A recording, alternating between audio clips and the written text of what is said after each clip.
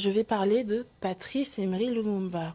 Alors, c'était un homme politique congolais qui a été le premier ministre, on va y arriver, congolais, et qui est vu comme un des leaders de l'indépendance du Congo. Et malheureusement, il a connu une fin tragique. Il a été assassiné le 17 janvier 1961. Et si vous faites le calcul, eh bien, le 17 janvier 2021, c'était ce dimanche, cela faisait 60 ans depuis sa mort. Alors, parmi les personnes qui lui ont rendu hommage, que ce soit dans la presse ou alors peut-être sur les réseaux sociaux, un des moments forts que l'on partage de sa personne, c'est un fameux discours qu'il a prononcé un 30 juin 1960. Alors vous me connaissez, quand il y a un discours, je ne suis jamais la dernière intéressée. Alors avant de vraiment décortiquer le discours, laissez-moi vous reposer un petit peu le contexte. On est le 30 juin 1960, le jour de la déclaration de l'indépendance du Congo.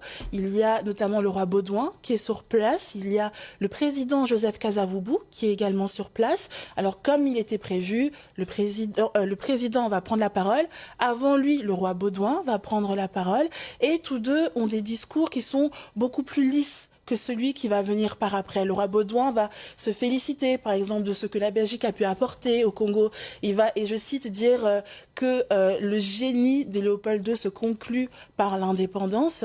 Le président, je vais y arriver, le président Joseph Kasavubu, lui, va être aussi beaucoup plus politiquement correct. Sauf que voilà, on donne la parole à Patrice Lumumba. Et pour la petite histoire, lui n'était pas prévu. Donc, il n'était pas possible non plus de vérifier à l'avance ce qu'il allait dire. Et le discours n'a pas été validé. Non. Et ce que l'on peut dire, c'est que ce discours n'a laissé personne de marbre. Écoutons un petit extrait. Nous avons connu que nos terres furent spoliées au nom des textes prétendument légaux qui ne faisaient que reconnaître les droits du plus fort. Nous avons connu que la loi n'était jamais la même, selon qu'il s'agissait des blancs ou des noirs. Qui oubliera enfin les fusillades où périt tant de nos frères. Les cachons furent brutalement jetés, ceux qui ne voulaient plus se soumettre au régime d'injustice, d'oppression et d'exploitation. Alors moi, ce qui m'a frappé, c'est la différence entre le discours du président et celui du Premier ministre.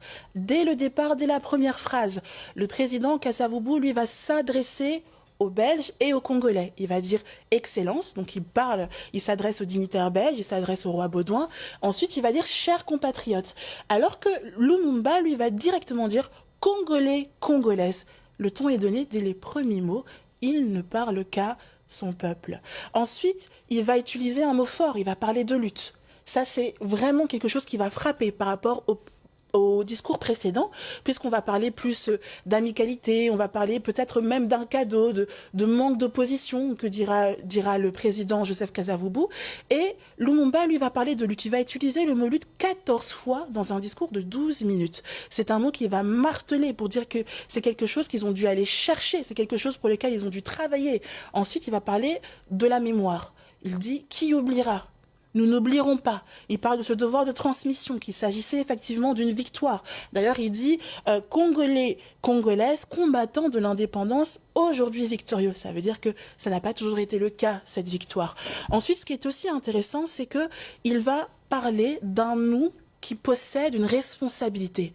Il va énumérer effectivement ceux dont ils ont souffert, mais après, il va dire il s'agit maintenant de notre responsabilité de faire en sorte que tout ce que nous venons d'entendre, tout ce que nous, donc c'est le nous qui a subi, puisse devenir un nous qui est responsable d'enlever, d'éviter, de supprimer ce passé.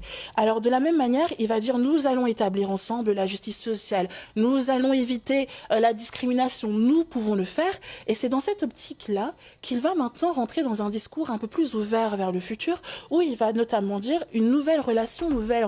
Il va chercher une relation nouvelle avec la Belgique. Il va notamment dire la Belgique est prête. Elle est prête à nous accorder son aide et son amitié. Il va parler de 2 pays égaux, de 2 pays indépendants. Il va parler d'engagements qui ont été librement consentis de part et d'autre. Et c'est ainsi qu'il conclut inversement que ceux dont il avait pour but au départ de son discours. Il va parler en disant « Sire, Excellence, compatriotes ».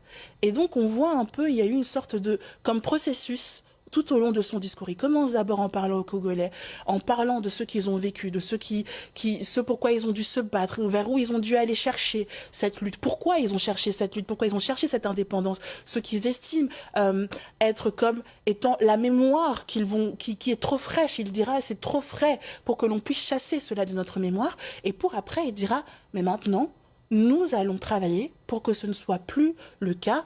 Et la Belgique nous tend la main, la Belgique nous accorde, est prête à nous accorder son aide et son amitié.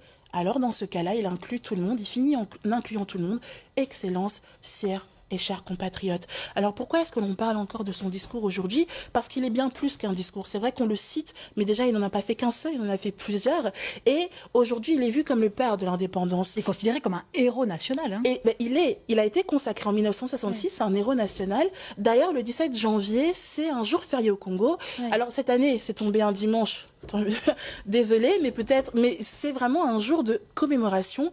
D'ailleurs, il n'y a pas que en République démocratique du Congo. Ici aussi, en Belgique, il y a eu des lieux qui portent son nom. Nous avons un square à Bruxelles qui s'appelle Patrice Lumumba. À Charleroi, il y a une rue, Patrice Lumumba. Et nous avons aussi une plaque commémorative à Mons. Et donc, tout cela montre que sa mémoire persiste. Et c'est ça qui est intéressant dans sa personne. C'est que lorsque les mots sont utilisés pour transmettre, pour faire passer un message, eh bien, ces mots, ce discours qui aujourd'hui est qualifié d'historique, arrive à survivre à la mort de la personne, à traverser les générations, traverser l'histoire pour encore aujourd'hui faire écho d'une manière ou d'une autre à ceux qui l'écoutent et à ceux qui aujourd'hui continuent à se battre pour sa mémoire. Guy Bernard. C'est magnifique ce que vous venez de dire et ça me touche beaucoup parce que je pense que Lumumba c'est vraiment un héros. Et pourquoi? Vous disiez, c'est le seul dans toute l'histoire du Congo qui a vraiment été élu par son peuple. C'est le seul qui a été élu par le peuple. Et effectivement, il a commencé dans son discours à dire « Congolais, Congolaises, vous devez être souverains. Le peuple congolais doit être souverain. » C'est exact.